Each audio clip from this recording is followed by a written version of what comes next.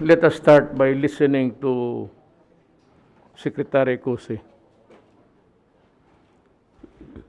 Thank you, Mr. President, and good evening. Good evening to all. Mr. President and our chairman of PDP,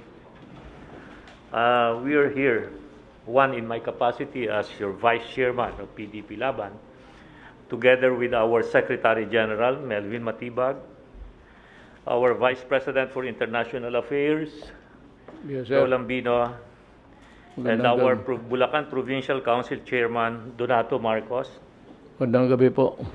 and the other hundreds of PDP leaders and members joining us by Zoom. They wanted to be with us, but due to the limited number allowed to come here, they are just joining us by Zoom, Mr. President.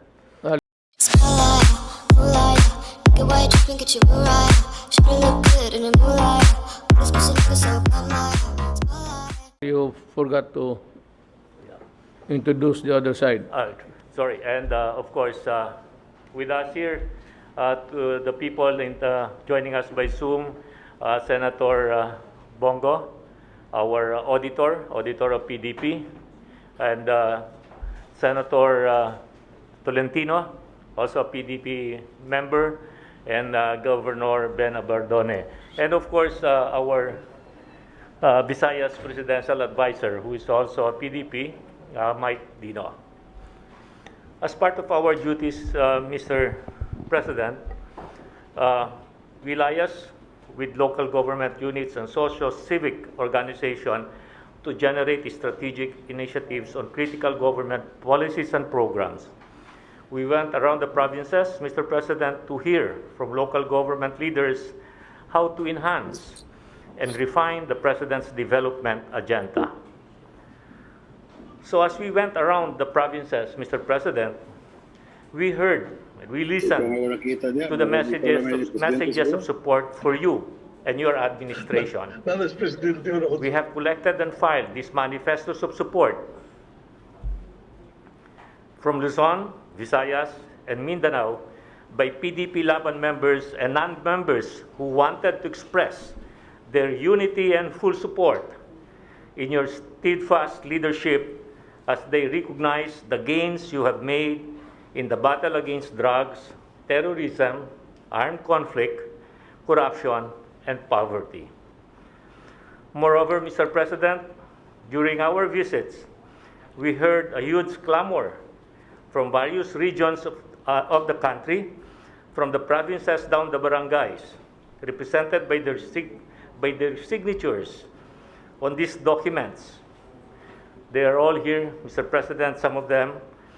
They have all the details, the name and the telephone number for verification, for you to continue your agenda of change, and for the government to continue with its 10-point socioeconomic agenda, to continue what has been established for the past 5 years.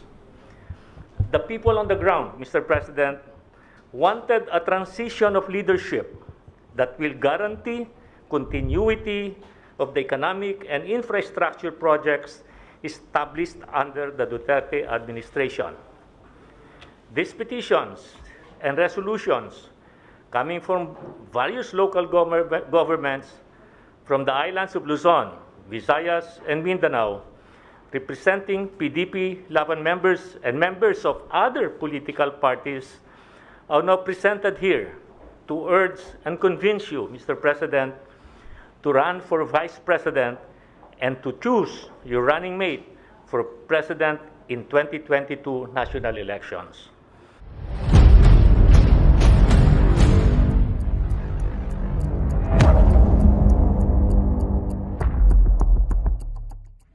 These documents that were submitted to us here are signatures of more than 500 voters in Central Luzon, those that are not bonded, supporting the petition for you to run for Vice President in the 2022 national election.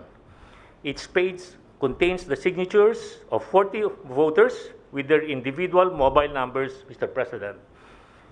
The party leaders and members of the National Council, in its meeting in Cebu City, recognized its immense clamor from their constituents. Mr. President, that these petitions were formalized in one document, National Council Resolution Number 8, passed and adopted on May 31, 2021. Ito pong PDP National Council Resolution Number 8 ay isang resolution na kinikilala ang inyong pamumuno laban sa droga, terorismo, korupsyon at kahirapan. At gusto nila na ipagpatuloy ninyo ang mga programang pang-ekonomiya at mga proyektong infrastruktura na naantala ng COVID-19 pandemic.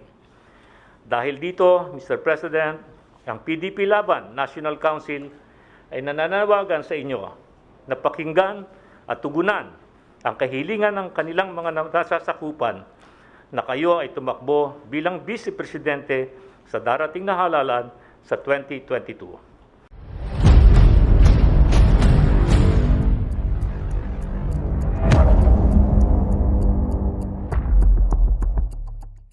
At upang makasiguro na mapapatuloy ang inyong mga nasimulan na mga pulisiya at programa, lalo't higit sa droga, peace and order at economic and infrastructure projects, kakibat nito, kayo ay malayang makakapili ng inyong magiging katuwang bilang kandidato sa pagkapresidente sa susunod na halalan.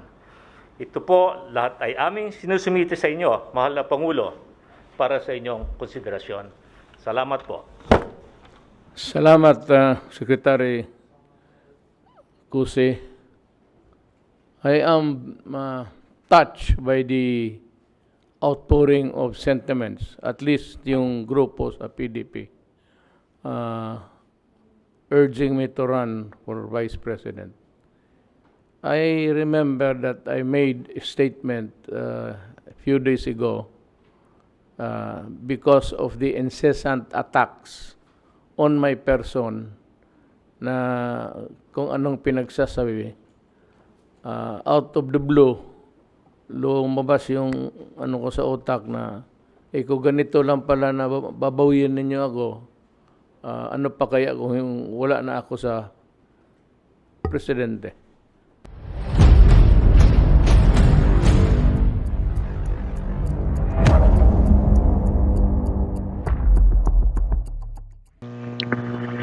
Tinik nga ba sa lalamunan ni Presidente Rodrigo Roa Duterte si Manny Pacquiao upang kanyang maisakatuparan ang plano na ipagpatuloy ang kanyang simulain at makapili ng kaalyadong malapit sa kanyang puso na tunay na mananatiling tapat sa kanya at hindi siya iiwan at ipagkakanulo tulad ni Senador Bongo at Mayor Sara Duterte. Ayon na din sa Pangulo na kapag ang nanalong presidente ay hindi niya kapanalig o kaalyado, ay magiging inutil siya kung sakali mang siya ay manalo bilang Pangalawang Pangulo sa darating na halalan. Sa mga pangalang matunog para sa pagkapresidente sa 2022 ay hindi nagpapahuli o magpapahuli si Manny Pacquiao.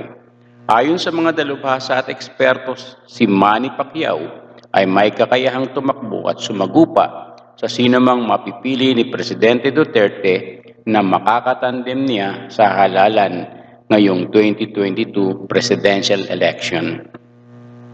Sa mga posibleng makatandem ni Tatay Digong sa 2022 ay nariyan ang kanyang longtime buddy na si Senador Bongo at ang kanyang anak na si Mayor Sara Duterte.